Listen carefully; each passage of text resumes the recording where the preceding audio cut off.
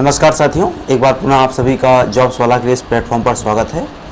अभी हम पिछली क्लास में एफएसएसएआई के बारे में चर्चा किए थे, जो कि आपके यूनिट 10 का टॉपिक है। यूनिट 10 के ही कुछ टॉपिक्स के बारे में आज हम वापस से चर्चा करने वाले हैं। आज की इस चर्चा का हमारा जो टॉपिक है वो आपको थंबनेल से समझ में आ गया होगा, जो कि एग मार्क है। एग मार्क के बारे में आज हम चर्चा करने वाले हैं।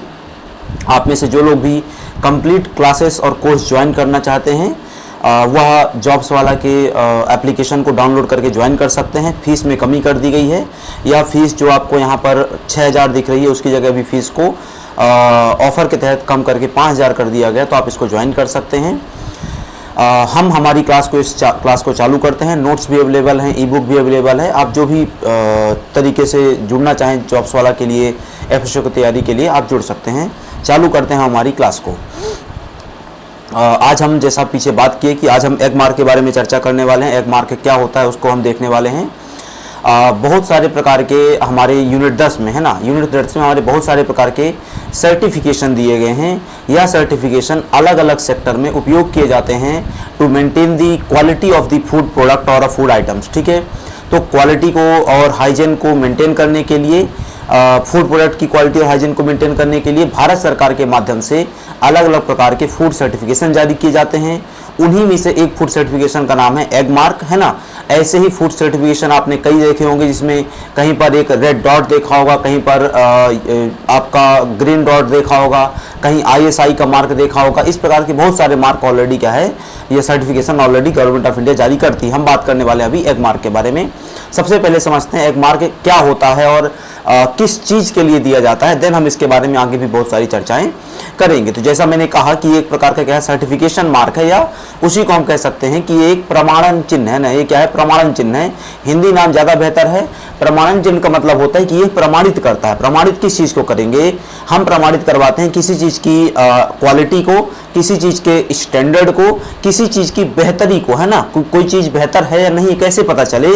तो भाई वापस से कि मैं कहता हूँ कि आप एक हेलमेट लेने मार्केट में जाते हैं, तो हेलमेट लेने मार्केट में जाते हो, सबसे पहले देखते हो कि क्या ये ISI मार्क वाला है अथवा नहीं है, क्योंकि तुम्हारा भरोसा है कि ISI मार्क वाला है। ऐसे यदि सोना खरीदने जाते हो तो उसमें देखते हो कि ये हॉल मार्क वाला है कि नहीं है। यदि हॉल मार्क वाला है तो तुम श्योर हो जाते हो कि ये क्या है, एक बेहतर प्रोडक्ट है। उसी प्रकार से यदि आप कोई फूड प्रोडक्ट लेना जाते हैं और वह फूड प्रोडक्ट एग्रीकल्चर सेक्टर से निकल करके आ रहा है, तब आप उसमें देखते हैं कि इसमें एग मार्क लगा हुआ है अथवा नहीं लगा। यदि एग मार्क लगा है तो आप श्योर हो जाते हैं कि इसकी क्वालिटी के साथ क्या है, कोई कंप्रोमाइज नहीं किया गया। ठीक है, तो इसलिए सर्टिफिकेट जारी किया जाता है। तो egg mark is a certification mark used on agriculture products. किस पे करते हैं हम, एग्रीकल्चर प्रोडक्ट पे। जैसे अभी मैंने जस्ट बताया आपको कि यह कृषि उत्पादों पर किया जाता है। कृषि सेक्टर से निकलने वाले फूड प्रोडक्ट्स में उसका उपयोग किया जाता है। To ensure they meet the quality standards set by the directorate of marketing and inspection. तो फूड एग्रीकल्चर सेक्टर से निकलने वाले फूड प्रोडक्ट के लिए directorate of marketing and inspection, है ना, कृषि विपणन और निरीक्षण निदेशालय द्वारा कुछ पैरामीटर्स बनाए गए हैं, कुछ स्टैंडर्ड्स बनाए गए हैं। उनको पालन कर रहा है वो फूड प्रोडक्ट अथवा नहीं कर रहा है, इसको हम अश्योर कैसे करवाते हैं, एग मार्क के माध्यम से करवाते हैं। ठीक है, This directorate operates under the Department of Agriculture, Cooperation and Farmer Welfare। हमारे देश में एक मंत्रालय है जिसको कृषि मंत्रालय, कृषि कल्याण मंत्रालय के नाम से जानते हैं, कृषि एवं किसान कल्याण मंत्रालय, जिसके मंत्री अभी वर्तमान में माननीय शिवराज सिंह चौहान जी हैं। तो इसी मंत्रालय के अंतर्गत एक जो डिपार्टमेंट है ना, department of agriculture, cooperation, farmer welfare, उसके तहत ये DMI क्या करता है, स्टैंडर्ड्स को तैयार करता है। ठीक है, तो ये बेसिक एकदम अंडरस्टैंडिंग था। क्या था कि एक मंत्रालय है, उस मंत्रालय के अंदर एक डिपार्टमेंट है, उस डिपार्टमेंट के अंदर एक डायरेक्टोरेट है, निदेशालय है। वो डायरेक्टोरेट या निदेशालय कुछ स्टैंडर्ड्स बनाता है। उस स्टैंडर्ड को कंपनियां फॉलो कर रही अथवा नहीं कर रही कैसे पता चलेगा, वो एग मार्क से माध्यम से पता चलता है।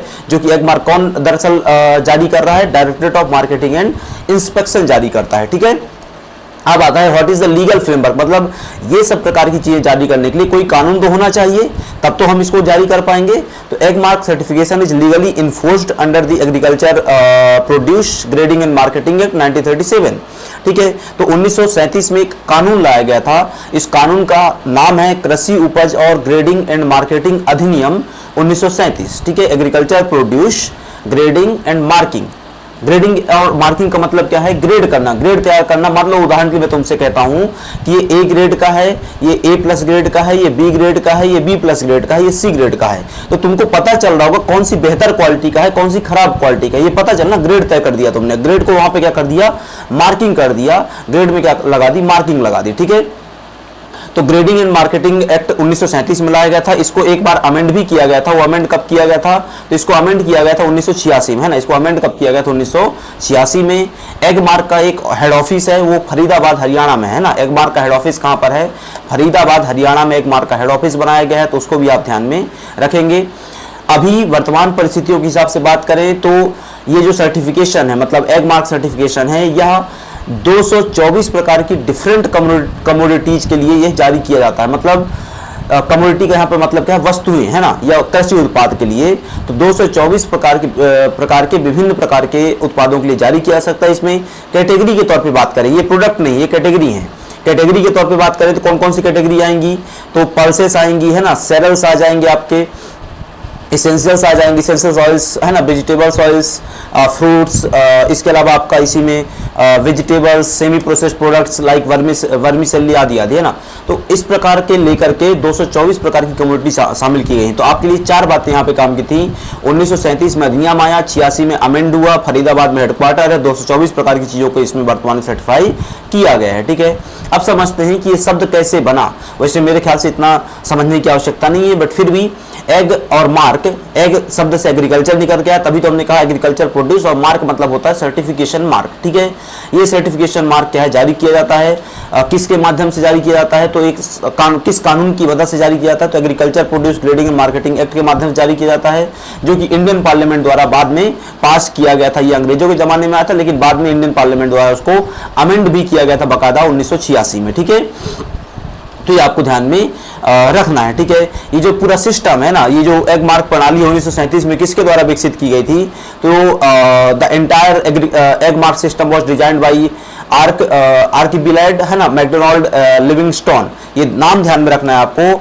आर्किबाल्ड मैकडोनाल्ड लिविंगस्टन के द्वारा ये एग मार्क प्रणाली विकसित की गई थी, जिसको फॉर्मली लागू कब किया गया था? तो 1937 में लागू किया गया था। इस एग मार्क प्रणाली को विकसित करने के लिए आर्किबाल्ड मैकडोनाल्ड लिविंगस्टन ने 1934 से लेकर के 1941 तक काम किया था। ठीक है, 1934 से लेकर के 1941 तक काम किया था। आपके लिए ईयर इंपॉर्टेंट नहीं है, आपके लिए आर्किबाल्ड मैकडोनाल्ड लिविंगस्टन का नाम इंपॉर्टेंट है। ठीक है, This system was implemented to protect local farmers from being exploited by the dealers and to ensure they receive fair prices for their produce, है ना। तो ये किसानों को अपने उत्पाद का बेहतर दाम मिल सके, है ना, और डीलर्स से उनका एक्सप्लॉयटेशन ना हो, मिडिल मैन जो रहते हैं ना, आढ़ातिये रहते हैं, इनसे एक्सप्लॉयटेशन ना हो, इन सबसे चीज़ों से बचने के लिए इसको जारी किया गया था। जो एग मार्क है, सीधी सी बात है, किसी को सर्टिफिकेट देंगे तो पहले परीक्षण करेंगे। तो परीक्षण के लेबोरेटरीज बनी हुई हैं, ये लेबोरेटरीज बहुत सारी हैं, जिसमें central mark egg mark laboratory Nagpur में है। बस यही आपको ध्यान में रखना है। ठीक है, सेंट्रल एग मार्क लेबोरेटरी कहाँ पर है? नागपुर में है। इसके अलावा, है ना, केंद्रीय जो उसकी प्रयोगशाला है वो नागपुर में है। इसके अलावा 11 इनकी क्षेत्रीय प्रयोगशालाएं हैं। इन 11 क्षेत्रीय प्रयोगशालाओं में से एक कहां पर है? भोपाल में। ठीक है, 11 क्षेत्रीय प्रयोगशालाओं में से एक इनकी प्रयोगशाला कहां पर है? भोपाल में है। तो उसको भी आप थोड़ा ध्यान में रखेंगे। ठीक है, ये लोग किस प्रकार के टेस्ट कंडक्ट करते हैं जांच करने के लिए कोई चीज़ सही है गलत है? तो यहाँ पे केमिकल एनालिसिस की जाती है, ताकि केमिकल कंपाउंड पता चल सके कौन से खराब हैं कौन से सही हैं। माइक्रोबायोलॉजिकल स्टडी की जाती है, ताकि पता चल सके कौन से हार्मफुल बैक्टीरिया हैं इसमें। पेस्टिसाइड रेसिड्यू की स्टडी की जाती है, चूंकि एग्रीकल्चर से आ रहा है तो एग्रीकल्चर में कृषि उत्पादों के उत्पादन करने के दौरान पेस्टिसाइड का यूज किया जाता है। वो पेस्टिसाइड रीच आउट होकर के या लीच आउट होकर के, है ना, लीचिंग होती है, लीचिंग की प्रोसेस होती है, लीच आउट होकर के हमारे कहाँ चला जाता है?